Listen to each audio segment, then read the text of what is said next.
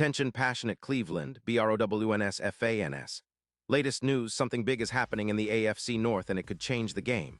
We're talking about a direct impact on Cleveland Browns' path to another Super Bowl run, a power shift that could leave a division rival stumbling for years.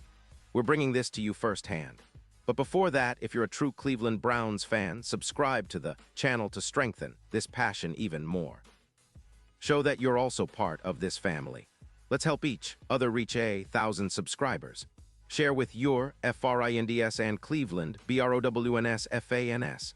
Let's get to the news all right. Browns fans, buckle up because the NFL landscape is shifting once again, and it's got a lot to do with the Cleveland Browns. We've seen some recent comments from Paul DePodesta, the former Browns executive now heading over to the Colorado Rockies, and his words are stirring the pot, especially when it comes to that infamous Deshaun Watson trade. Now, DePodesta's departure to baseball doesn't mean he's forgotten about Cleveland, far from it. In fact, his comments are giving us some real insight into what's been going on behind the scenes and maybe even hinting at some of the frustrations and lessons learned from that big move last year. For those of you who remember, last offseason was a roller coaster. The Browns decided to go all in by trading a massive haul to land Deshaun Watson, giving him a fully guaranteed $230 million contract. It was a move that sent shockwaves through the league, and honestly, it was a gamble that didn't quite pay off the way we hoped. Watson, despite being the highest-paid player on our roster for the next 2 seasons, has struggled to find consistency, injury issues, and a lengthy suspension have kept him off the field more often than we'd like. Since arriving in Cleveland, Watson has played just 19 games, passing for 365 yards, 19 touchdowns, and 12 interceptions, with a record that's just barely above 500 at 9-10. It's not exactly what we envisioned when we cheered for that huge splash, right?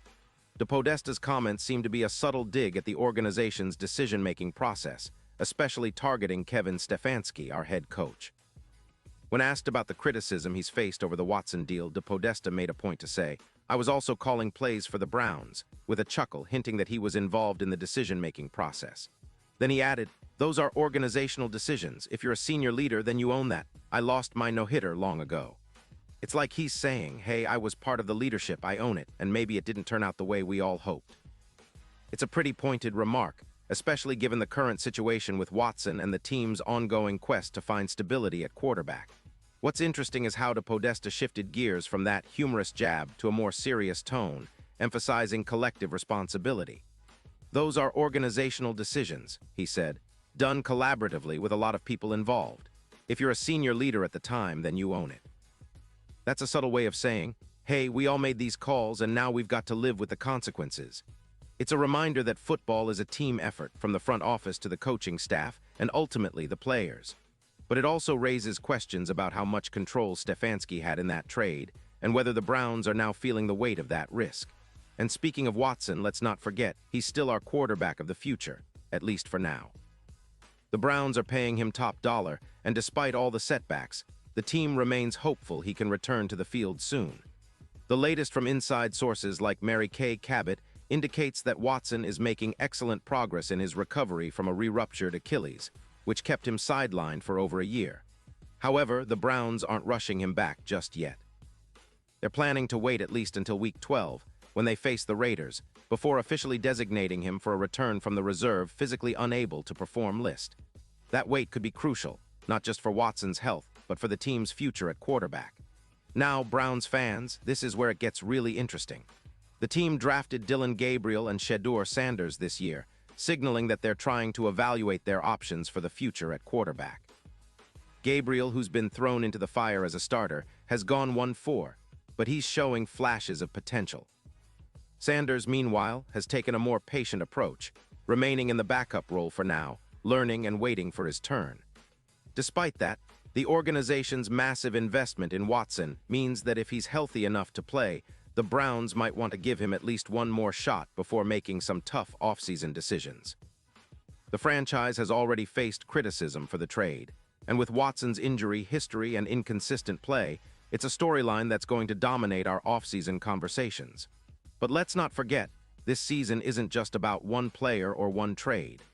The Browns are still in the thick of the AFC North race, and there's plenty of football left to play. We've seen flashes of the potential that made us excited about this team in the first place. Our defense has been stout, and our running game, led by Nick Chubb before his injury, remains one of the best in the league.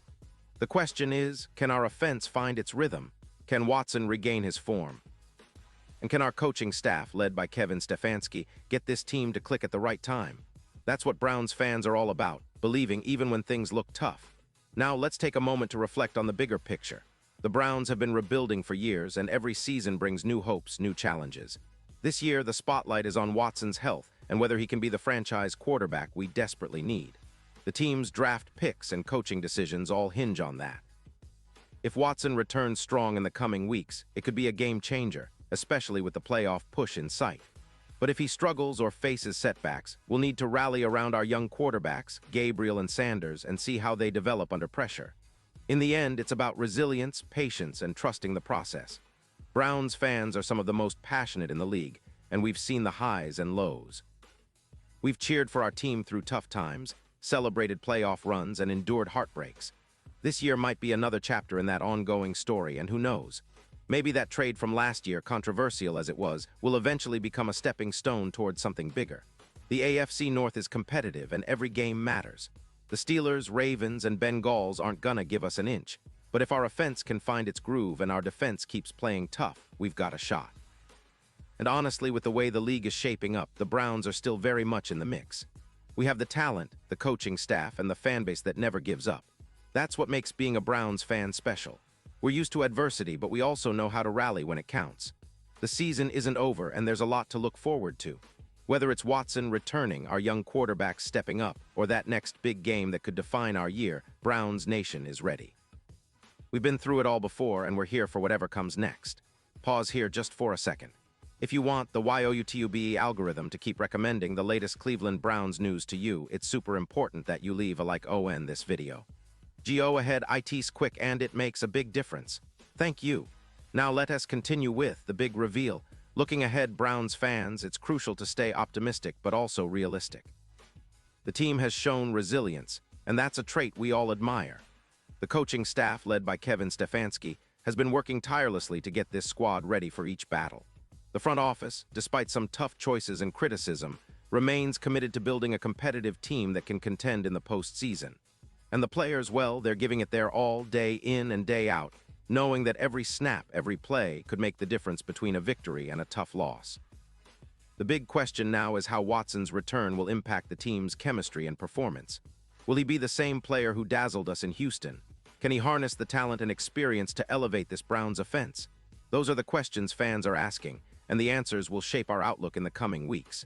The AFC North is brutal, and every game is a playoff-like battle.